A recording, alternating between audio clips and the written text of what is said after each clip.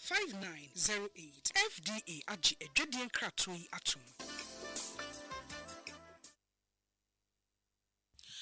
Adishia Yanamosena Yamama Kwaba and Samne Munchemo and this one. Boku ena yesha siefre ho sensemwa menteme ho asia hensem enam so ema enipadodo na sekantwetwe ba ye tututuo ba ye na womati nananom ewo ensiedo na mampanyin John Dramani Mahama ekasa santimera otumfo se tutu abebiom enkoye entem ginani na asumdwe mapa etime emfa entampamfra ewo ho nana etie mampanyin asem de ose yoyo tutu anamonko piemu wo boko ene ahemfo etena ase na wade reports ewo chire no kwama mampanyin John Dramani Mahama ema mampanyin ekase eya awese no makomako aduonu en9 don hore makomako aduonu en9 tem no wono so ede nanu disem ebeba abetu dwana mampanyin akasa wo chese report wa otumfo se tutu abebio ede bre no ewo mampanyin atena ye no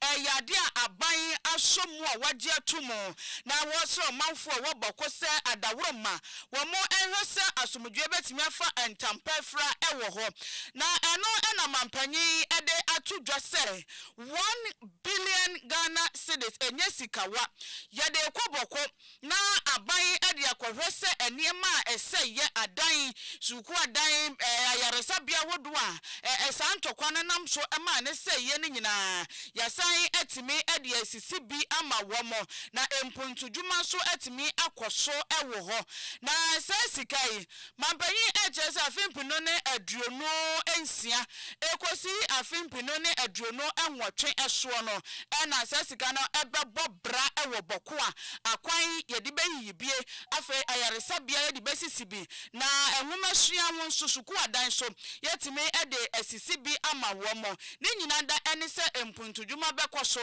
ewo boko na high level committee finance minister Dr. Kesa Atoforsen edano womo NSS no omo ebeye eho entotoye ene dwumadi abekoso wo boko no so eho ntotoye nyina no esi womo esreso eye krata ena mampanyin enam ne kasa mafo Felix Fosukwache eso ede eba abonten na yafa kase ne nkopiemo ewo ho mampanyin Mahama Adwoa Ahenkorah akopiemu ewo ho na wo hye eniema eya na etete omanfo pii ewo omayimu a eye baby a yede eti beto ne titiru ene aban adwumayefo se ye posti womo emomu kwamiaye na wo masetena makwa ye den dan boa yade ye kukuru ma ne kwosoro pa eti se obenya baby di uti ato no na akoye buachi bidin eti enu amampanyin ede aso akwa fom se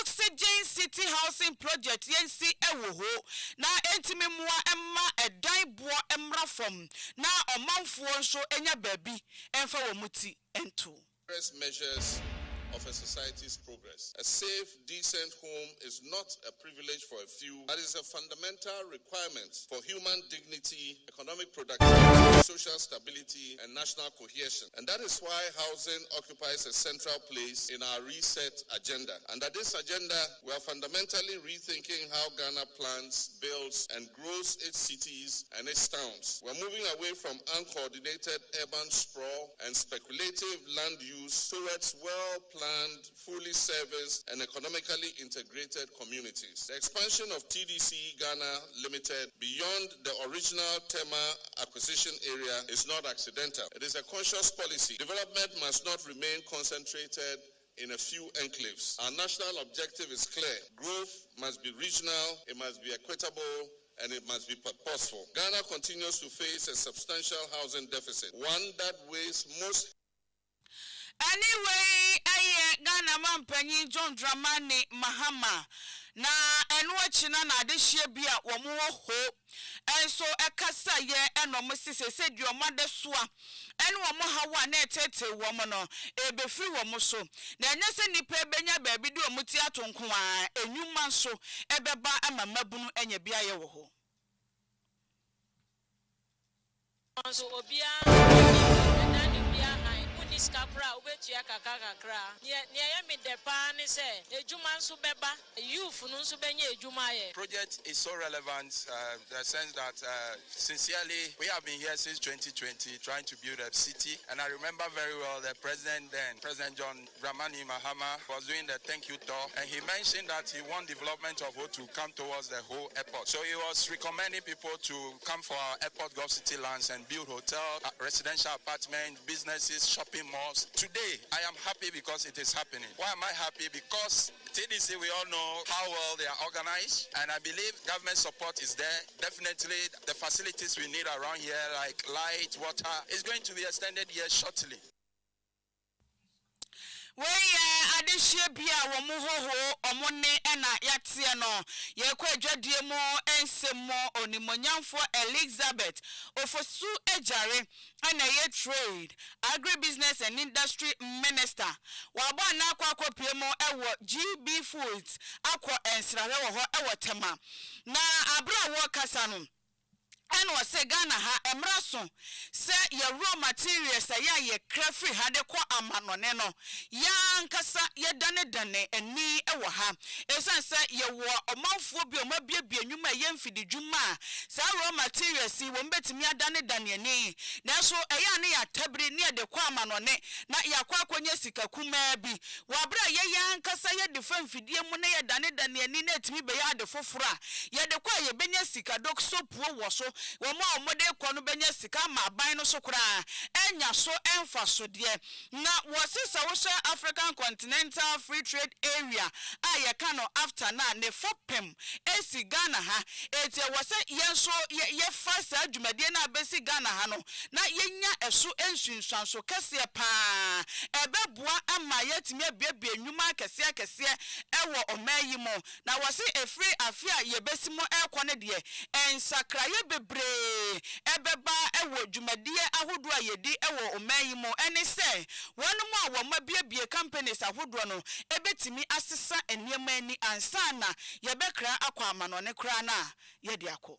Next year, GB Food will be doing everything here. Rules of origin will be 90 to 100%. And this is what we are looking for. Where raw material is sourced locally. Because we need job for our farmers, we need job for our transporters, and everybody has to enjoy on the value chain so that we can say that we are actually industrializing. And so I am happy here. And secondly, they are also exporting. We have said time without number. Ghana must be the hub for industrialization because we have everything. We have a good economy, stable democracy, Excellency John Dramani Mahama leading affairs for us. And so this is a good time and a good space to invest and then export everywhere. And because of the Africa Continental Free Trade Area, which we house the headquarters, every industry is welcome, like GB Food is here, to manufacture in Ghana and export to West Africa and then Africa. Odmonyafo Elizabeth Ofoswajare, Minister for Trade, Agribusiness and Industry.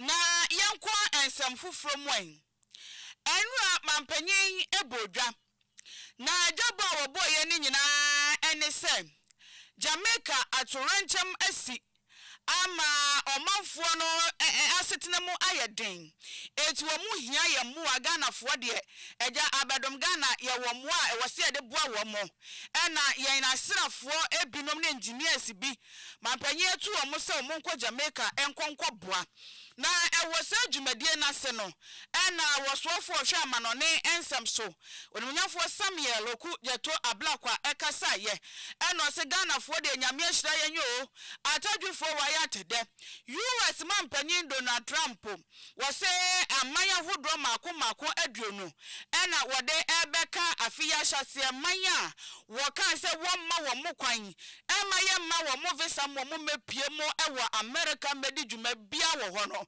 wode amanya hodro mako aduonu eka ho ekwa wiase na mayonkofa eda wone mampanyin John Dramani Mahama entemtino Ghana wafayen anka ho bia eno akoye enigesem ede amayen. Thankful to President Trump for being a good brother to His Excellency John Dramani Mahama. And if you doubted the good brotherliness between President Trump and President Mahama, you may have seen last night that in the latest round of U.S. visa restrictions, which hit very closely because almost all our neighbors are now affected. President Trump once again exempted his brother's country. The Republic of Ghana was fully exempted, and we are grateful to President Mahama for leading our foreign policy, which clearly is a mark of dexterity, of experience, of skill, of expertise, and unwavering commitment to our age-old foreign policy of being friends of all and enemies to none. President Mahama has epitomized that as President of the Republic, and we are so proud that he leads our foreign policy and he makes us so endearing to all nations of the world. Oswafo washa amanone ensem so eye wonumanyamfo Samuel oku jeto ablakwa nene ena yatia no yemra yenyina mahoden mu ensem so na oswafo a wona hwa nyina mahoden ensem so eye onumanyamfo John Abu Jenapo one chief executive officers ena director supervisors a womo ewo na so eye ena womo edi ehyiemu edi nkita ho na enkomotwetwe ekwoso ewo montam no ena wode to dwase se wo ye CEO ana wo ye director wo hwe adwuma so ewo na so eye na wo ye kokwasa ewo wudwumadi a wudie mu dia ene na enye obi na kuma ntwibo osi akona de niti age akyerema wa hwe ye adwuma no befiri wo nsakura a wunya biem eno nti no wo stre wo mo se dwumadi a yade ahye wo mo nsa wo mu di no wo mo nhwe se wo mu bedi na wo madi nukura wo na bibia etimi akoso totin about performance and accountability. Public office is a privilege, and for all of you here who are CEOs, it's not because you are the most outstanding. It is because the president has found privilege and favor and decided to appoint you. And it comes with clear expectations. His Excellency President Mahama has made it unequivocally clear that underperformance will not be tolerated. And please, let's mark this. And this starts from the minister to the last person. Whether we like it or not, there will be reshuffle. It happens at the ministerial level. And so all of us are fighting to keep our jobs. That is the reality and that is the truth. In every government, there will be reshuffle. The question is, who will be reshuffled? That is the privilege of the president. And the president will assess his ministers and decide who stays and who does not stay. I want to stay. I must be frank with you. I'm very happy with this job and I want to stay. If the president says thank you, go home, I thank him and go and sit down like that. But it depends on you. The success of the minister depends on his lieutenants. And you can attest that my working relationship with you has been excellent. I haven't had a problem with any chief executive. Na enuachi ana onumunyamfo Abdullahi Jinapode ka ho biem. Se adwuma directors any CEOs no eye no so aba etu womonto nkwosoa na womuni anamona womo etutu no eso pepepe na no no de ka ho biem se efi afia yebesimu ekro no de ensisa ye bebre na ene beba wanhwe ya enye bi mu de na enso ye wodo sa anya wodo oman no enchichire ni mpuntu enti no na wasomusa. The energy sector appears to be getting a lot of credit. If we can continue like that, we'll all keep our jobs. And not just keep our jobs, but will help Ghana to grow and improve. This year, because I assume that we are all new, I've not been that, I don't want to use the word hard. But now you know your job, you know the challenges. So next year, we're going to be sprinting. Next year, we are not going to be walking, we are not going to be crawling. And next year, I'm going to implement a lot of ambitious reforms. I just thought I should let you know. From upstream to downstream, from generation, electricity to distribution, we must continue to reform. And so if you talk to my director, legal and chief director, we've penciled a lot of reforms that we are taking to cabinet. Some of you may not be happy, but we have to do it for the good of this country. And some of the things we do not let us put our personal emotions or interests ahead. Let's ask ourselves, in 4 years and 5 years, when you are not here, how is it going to be like? So please, let's fasten our seatbelts and prepare to move with alacrity next year. Onmanyamfo John Abdullahi Jinapo energy minister. Nene atiano yemfa kase ne nkwa enkran pumpuni mantamom. Enkran mantamu suafo. onimanyamfo Linda Oklu what the street light aqua metropolitan municipal and district assemblies mako eduno enkuna ewo ne mantem ne ho ne nyina efa bronya yebedie se yebetimi edi na yemfa sum eni manipa bonfo emefiri yawraw osise sum ewo wa na nipa bonfo bi ebetimi ato ahye wo bi so wa bra wa pie anajo na momesum ne wode a nipa betimi akọ aba se de se wokọ na oba no na wose nipa bi ewo wa se wo mo eye street light na no mo so na machire no omu twitwa enhuma ne firim se nipa no wo bo mo kokọ se assembly no echi wo mo a omfo mo ho enche wo mo afi no aban encourage mpanyimfo a wo mo ho so enhwe se street light no enu na wotwe na wo mabobo ni nyina ewie. Ministry of Energy are partner with us. Into all the ceremonial streets. Into taking care of the ceremonial streets. We are expect the assemblies since share the inner communities. Now fix the lights. Some of the lights is not only about the light that is off. Some have issues with photo cell or the bulbs. So they should make sure that within next week now the whole greater Accra municipal, they are bigger than the metropolitan. Constituency into 15 and districts. We cannot be everywhere. Into communities since the entire greater into a successful. Trust me. Anybody what I say, will live happily. Try say street light. No more sending a man for no more to cables. Say trust me, no mercy for the cripple because street lighting is capital intensive. Until Obi Obe mess up with this project in there, will not go scot. Onimanyamfo Linda Oklu, Greater Accra Regional Minister. Original Yakasia Ugusuti wa Pench Radio 100.1. Na Edom Kuma ewa mrashebedwem. Omobano deni onimanyamfo Alexander Ahenkorah Markins.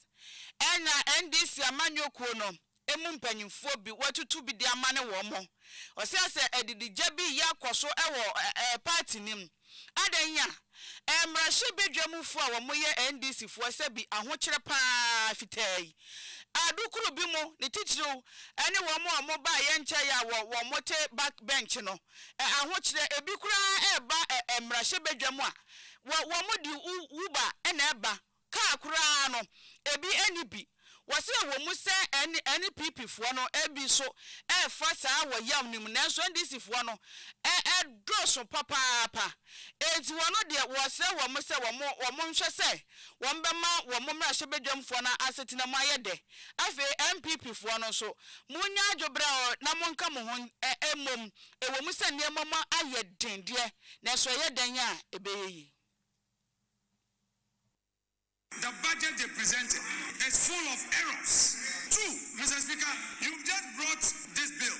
You came in late. We've been doing your government business for you. Then you come and attack the previous government. The section 30 that you are seeking to amend, we have to stand it down. Look at that controversial provision. So please don't try to introduce that controversy. Look, Honorable Ampip, we take serious objection to certain words that you use in this chamber. If you've come to do your master's business, as in your minister, you are standing in for him, act like him. If you want to always be reducing serious issues into politics, we will respond to you. Look at your backbench. Many of them, you are serving on many boards. Your backbench, some are not on any board. Some have been sent to Siberia committee because you had 189. You've forgotten about some of them. Some come with Uber. You don't care about their welfare. You are deputy finance minister. You're on several boards. Then you come and attack the minority. Don't. Do you take care of your backbench? We started this bill. When it became an issue, then you came in. Don't be doing politics in this chamber. Onimanyamfo Alexander Ahenkorah Markins Edom Kuma ewo emrahye bedwam omoba no deni no ena osimunyimani asimpuna ansana mo ne yen aba bekasa ehonsem ena wode atudwa no na parliament age enkrane Kumase expressway project no atumu a say ye be hyase ne yi akwan no na ebetimi aboa ama akwaniam bedie akoso totin onimnyamfo governance agbada na de etudwa ewo emrahye bedwam na so mrahye bedwani ma adehia wo mo ofuase ayebi onimnyamfo kwadwo opon enkroma aka akira ban ne se enya de edi kanya project kakraka aban bi ade ne nsa aka ebi asiesia ode saglemedie ikurampo eye emfato ho eso sabane de ne nsa kape bo se be wiase no wagyaye de ato wona Ghana sika na ene ye hye no aban foforo ba wontoa so it was a project we mo de omonka se omomfoa so omfoa so na mom yenya hu entoto yenkosi asie ne hu se ehu sika da ho a ye de behwie na nkoba se wo mo de omonsa ka omasan agya no ajeje mu. Mr. Speaker, thank you for the opportunity to make some very quick comments in support of this report. My uncle who spoke earlier was complaining about the old road because that's through his constituency. I am excited about the new road because that will come through my constituency. Mr. Speaker, while we support this report, this will not be the first time that the government of Ghana is attempting a big project. Hope City project, Saglemi project, Accra Tema motorway. I speak as somebody who has just exited government, part of the government of Ghana that has in times past touched big projects but has not been able to complete it because the risks associated with some of these projects have not been well managed. And so in supporting this, Mr. Speaker, I want to share some risks that I think the government should pay particular attention to so that it doesn't become one of those projects that are left hanging. First, Mr. Speaker, is the fact that contrary to the impression in many people's minds that this is a project ready to go, actually even the feasibility for this project has not been done yet. It is the first obligation now being contracted under this concession agreement. You recall when the finance minister read the budget, the videos were being shown, circulated. In people's minds, in the minds of my constituents, for example, this is a project that is baked and good to go. But actually, the feasibility is now going to be done. And so my first caution to the government is to manage the risks pretty well in terms of the expectations you create in people's minds. Else, you may have challenges along the way. Number two, Mr. Speaker. Onmonyamfo kwadwo opon enkroma eye ofuase ayebi mrahye bedwani yede kase no eko Ghana National Fire Service for akache womo ena atwura krata tententen ede aba na krata ni mu nsemo ene se efire enne December boso mena ne da etoso du nwotwe afi pinu ne ade onu mu ya mo ekono womo eba behwehwe fire extinguisher ewo cars a ekwo eba ewo yakwan so enyina na womo se womo task force and National Road Safety Authority and Motor Traffic and Transport Department no ewo post adwuma kuo ni mu and eba kan bomwa womo ebetu sa anamonyi na womo se anye hwe sa oye drobani anasa uye ka ona ewo se wunia extinguisher ba ko de wo eda wo kam ni nyina eye se mframa no anu aye hye enti ade kakra bia edigya hyehye ebeba eka kokobo a womo ebo yen efa egya hyehye eho epena na yesi mo se de mframa ni si ho na egya ketuwa bi to ba bia ebehye ede oyene aba afa so kra no mo hwe se ebi so wo kra na extinguisher ni bi ebo wo mo ka ni mo ntene wani boswa wadwe ya o se bi boso bekom kra no na spy ebi so atimi awewewe na chia eso wode aye frakadam eno de aboka ne ho a wani boswa edi ne ho adanse se wo bie na so na aspire eja toka ni bia na BBC a wode dum na enye ye kra enu ti sa na ema ni nyina no fire service for ede wo mani eba besi so na wo mo ahwe yanko suhum akoti dukro nana bafo akwasi akon wano ena etu mabunufo na efutu a wode ma mabunu ne se enwumasua yo man bia mpuntu safoa enti womma ne nye womma hia de womonchu womo ho efi niema ensem fata nubone ne de keke ka ho ehom na womo ehwe se free senior high school akane mampanyi na do danko ekufo do de aba na aba we so kura ehwe se suku ebetimi aba from ama nipa biya timi akobie no wo momfa sa hyehyeye no so no montimi fa nko suku no na dachi bi wo ma ba beye oman bapa wose kane mampanyin Dr. Kwame Enkonoma the free education ebi ebaya eno atimi aboa ye ama abusua bi anase bi sikanim yetimi de ma ekwo suku amenne wo mo ena edi bra kese ewo mayi mu enti nkwada no nhwe eso no mo fantu omanamo. Countries like Japan, Singapore, and South Korea have few natural resources, yet they thrive because of the investment heavily in education. Their people, their citizens became the engineer of national development. Education also plays a vital role in the development communities. And education communities is healthy, peaceful, and progressive. 1.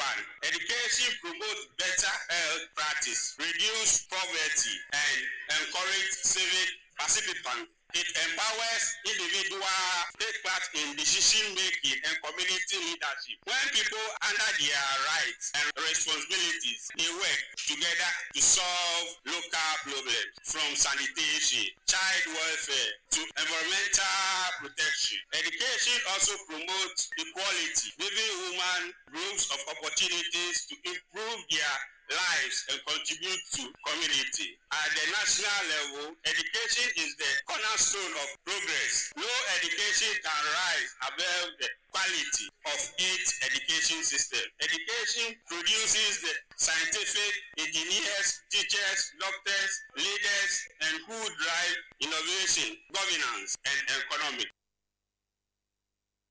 Nana Bafo Kwasiako suhum akoti dikro na Dr. Berima ayikosi tano wotosu mienu enso ede na no eto ensemi mu bi wase achechefo ene awofo so no mo hwese mo ankasa mo manim na munim no betimi apagapagam wawie university a na ja masters wakwa akobo bi na no apaga wo nwumasua media ma sanse nwumasua ne ade a ubetimi ede eja wo ma obi antimi anyimfiri wo monsem Ora ekasayen se opotoy na opotoy no enye nyina na poto kasa no yeti enti yesi embon semma no na nsem no emma ebi se bi okan no ye bi anti ase tumi ba ha ni kan sem bi se umasua ewu hia papa ebi se ya na nanom popo asase a wo bedi akoko wo bi ana asase o motoye a ye aso di mani nyina asa ade a udi ma uba obi tumi di fini sem enfa nkokot humasia enti kora akasa no oka humasia sem bebre enti sa wa ha na udi siwa ne so se ubesia de na upese unya we a usabeka sadia kora akasa en opotoy ifaso a ewo adesua mu se wo fa adesua anye ade a wani bebriswa se ya kan doctors a bikawo enya medical doctor but doctor in knowledge of books sana who are with you can become what a doctor let's umasia na over kan wasem ewu hia papa obi amomodi say odi umasia betu ni so Dr. Berima ayikose tano otosu mienu nene ena yatie no ensemu a yade so mo se original ye kase no adawroma eha ene yade sie na ensem no de di mo akotene ebi ene sen asante mawura dwumadi okodi ye wo boko jinani na asumdue fantampa efra ye no aban age report na tumu a wahye se 1 billion Ghana cedis yemfanko yempuntu dwuma ewo boko na yekoho mampanyin de aso akobo from se Oxygen City Housing Project yensi na adehye enya babi enfo wo muti ento Trade Minister enso akasa watch se African Continental Free Trade Area no ne fapem esi Ghana eti yemfasa akwanya no so na yentimi enya empuntuo ewo omayi mu ne se bebiebie nyuma na ye raw materials na yenso yedane ani ansa na yede akwa ama no ne ensem bi ka we ho na samufo sem na metena ase ere so mo se original ya kase wo Pent Radio 100.1 kase ni mo aseda enkoma ohenere spices na ohenere non dairy powdered makomada roma na wo mo bo mechi dom sika fam ohene benya akosa ansem ni mo maame na osan betena afide na chichinchin funuma no ebobo ene no ka ho Elder Steven Tata Adama ena me kopie mo ewo ententen fidie ne so etiefo pa me yimu free mu a enye yeda enti madam ase ama moniti a ahenewa medi ade maame Adwoa Ahenkorah kachiri me dofo a minni hu agro